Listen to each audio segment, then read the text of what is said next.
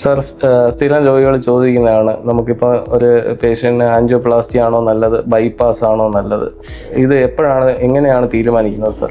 അത് തീരുമാനിക്കാനുള്ള ഏറ്റവും നല്ല വ്യക്തി ആ ചികിത്സിക്കുന്ന ഡോക്ടർ തന്നെയാണ്. സർജൻ തന്നെയാണ് ഇത് രണ്ടും ചെയ്യുന്നുണ്ടെങ്കിൽ അത് കൃത്യമായി പറയാം ഏതാണ് നല്ലത് എന്നുള്ളത്. ഇത് തീരുമാനം പല ഘടകങ്ങളുണ്ട്. ഉദാഹരണമായിട്ട് ഇപ്പം രോഗി ഒരുപാട് രോഗങ്ങളൊക്കെ ഉള്ള അല്ലെങ്കിൽ ഒട്ടും 70-80 വയസ്സുള്ള വ്യക്തിയാണെങ്കിൽ പലപ്പോഴും ബൈപ്പാസിന് ഫിറ്റാകണമെന്നില്ല. അപ്പം അത്തരം കേസിൽ നമ്മൾ ആൻജിയോപ്ലാസ്റ്റി ആണെങ്കിൽ ശരിയാവും. പക്ഷേ ആൻജിയോപ്ലാസ്റ്റി പ്രശ്നം വെച്ച് കഴിഞ്ഞാൽ ചെറിയ അസുഖങ്ങൾ മാത്രമേ കറക്റ്റ് നോക്കുകയുള്ളൂ. ഇപ്പം ആ ബ്ലോക്കിൻ്റെ അളവ് ഒരു 20-30 സെൻറ്റിമീറ്ററൊക്കെ ഉണ്ടെന്നുണ്ടെങ്കിൽ ഒരിക്കലും ആൻജിയോപ്ലാസ്റ്റിയുടെ ഫീസുകളാകുന്നില്ല. അപ്പോൾ അവിടെ ബൈപ്പാസാണ് ഫീസുള്ളത്. പ്രധാനമായിട്ടും രോഗിയുടെ പ്രായം, രോഗിയുടെ മറ്റ് അസുഖങ്ങൾ, ഇതൊക്കെയാണ് പ്രധാന ഘടകങ്ങൾ.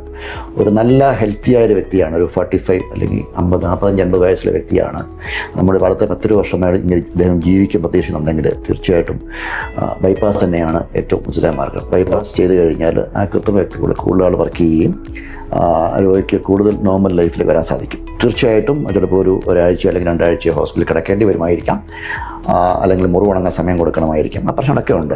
ആൻജിയോപ്ലാസ്റ്റി ആണെന്നുണ്ടെങ്കിൽ പലപ്പോഴും വന്നു അന്ന് തന്നെ ചെയ്ത് പിറ്റേ ദിവസം 2 ദിവസത്തിൽ തിരിച്ച് വീട്ടിൽ പോകാം, നേരത്തെ തന്നെ പോകാം.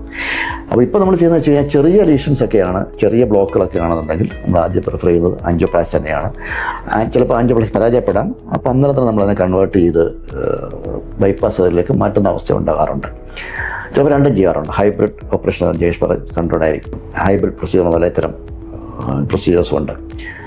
അൾട്ടിമേറ്റ്ലി നമ്മൾ തീരുമാനിക്കുന്നത് ഒന്ന് ഏതുതരം രോഗിയാണ്, എത്ര തരം ബ്ലോക്കുകളാണ് എന്നറിഞ്ഞിട്ടാണ് തീരുമാനിക്കേണ്ട ഏറ്റവും നല്ല വ്യക്തി എന്ന് പറഞ്ഞാൽ അത് ചെയ്യുന്ന രണ്ടിലും പരിശീലനം ലഭിച്ച വ്യക്തികളായിരിക്കും ഇത് തീരുമാനിക്കാനുള്ള ഏറ്റവും നല്ല വ്യക്തികൾ.